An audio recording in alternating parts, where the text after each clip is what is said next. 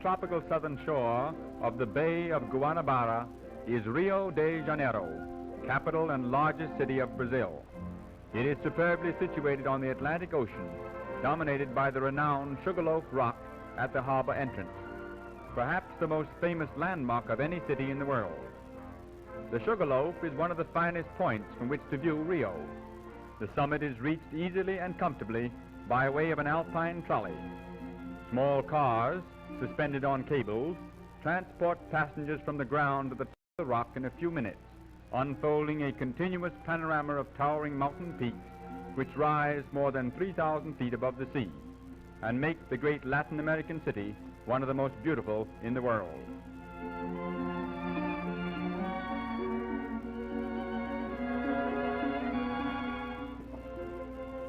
From the top of the rock, the great city is seen in its entirety. To the left, the Atlantic Ocean breaks upon the sands of the beautiful Copacabana beach. The better residential sections cluster about the bases of the mountains in the shadow of Corcovado, a dominating pinnacle rising above Botafogo Bay and surmounted by the gigantic stone figure of the Christ.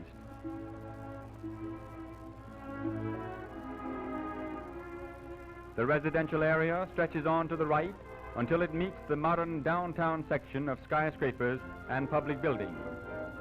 Rio de Janeiro, once jewel of Portugal's colonial kingdom, then for 67 years imperial capital of an independent empire, is today seat of the government of Brazil, a country the area of which is greater than the 48 United States of America and the fourth largest country in the world.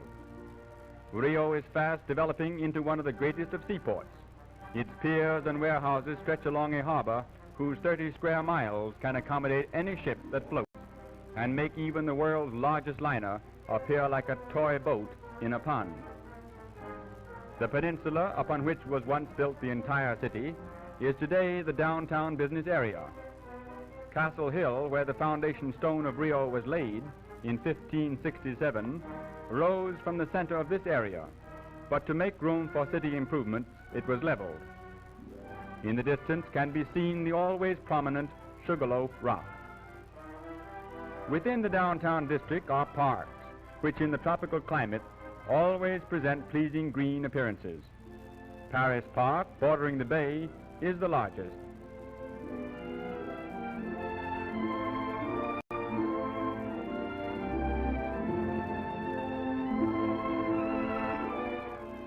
One of the show spots of Rio is the celebrated Mangué Canal, lined with 4 rows of towering royal palms.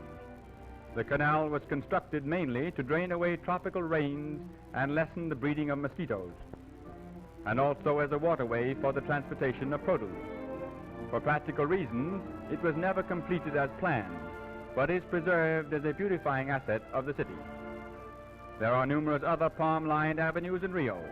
Notably among them is the Rua Pesando, bordered with 199 slender giants.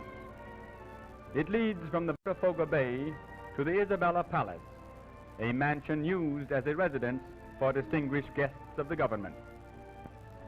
Among Rio's modern improvements was the demolition of 638 houses and the completion within 6 months of the superb Avenida Rio Branco. The tree-lined avenue divides the business district and is the main thoroughfare of the city. It is the pride of the Brazilians and presents a picture of busy activity from early morning until late at night.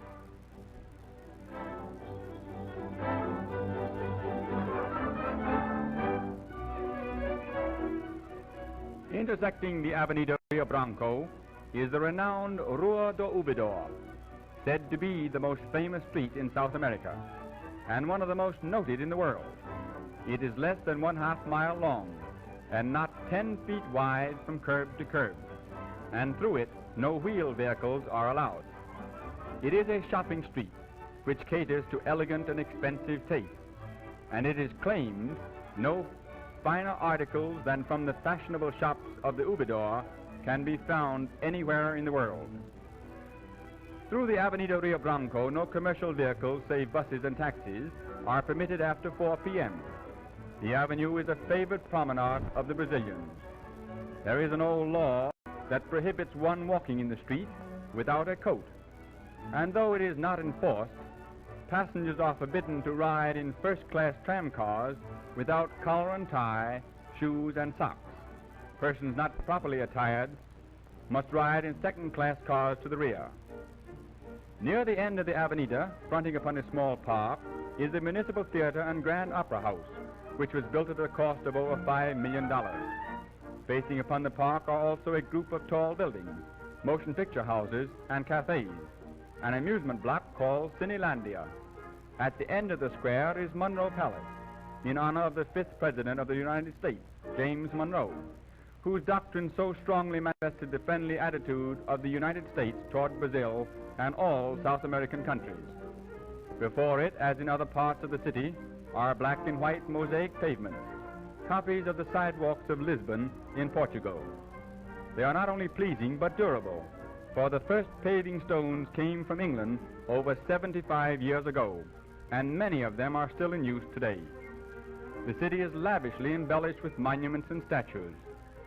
Surrounded by 4 Aboriginal figures, symbolizing the 4 great rivers of the country, is the statue of Dom Pedro, proclaimer of independence and the first emperor of Brazil.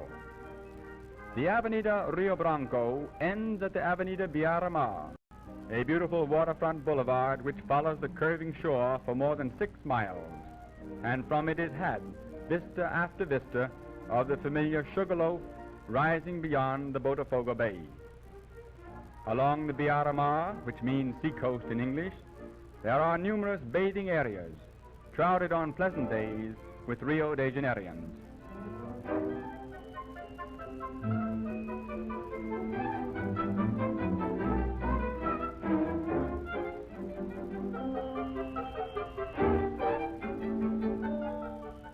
The most beautiful bathing site of Rio is the curving Copacabana Beach.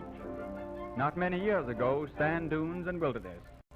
Today it has been developed into one of the most desirable residential sections of the city, and the beach is a year-round playground for Brazilians and foreigners.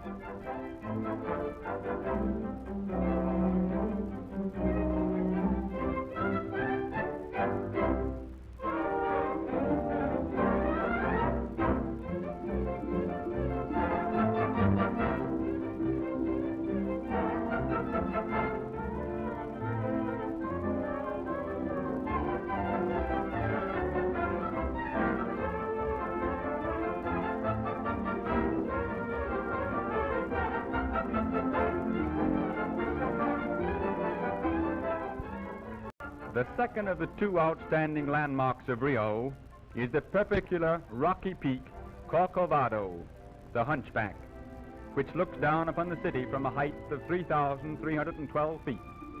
Its summit is crowned by a colossal modern statue of the Christ, with arms outstretched in an attitude of welcome. From a lookout terrace at its base is had one of the world's most famous urban panoramas.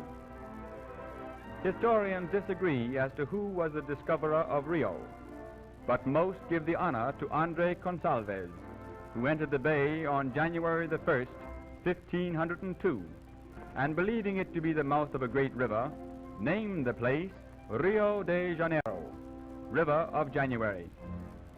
Since the first permanent settlement in 1558, the shores of the Bay of Guanabara have slowly been changed from forest and jungle to become one of the great capitals of the world and one of the most beautiful cities of all time.